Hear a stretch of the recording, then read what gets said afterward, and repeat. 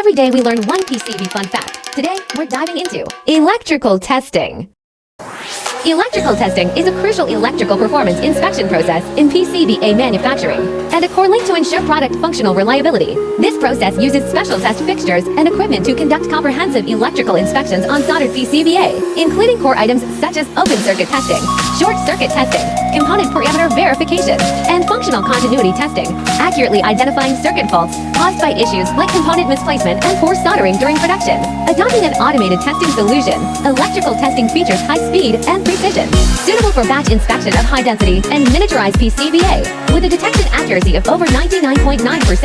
Its test results directly determine whether PCBA can leave the factory qualified, effectively preventing defective products from entering the downstream assembly process and significantly reducing the failure rate of end products.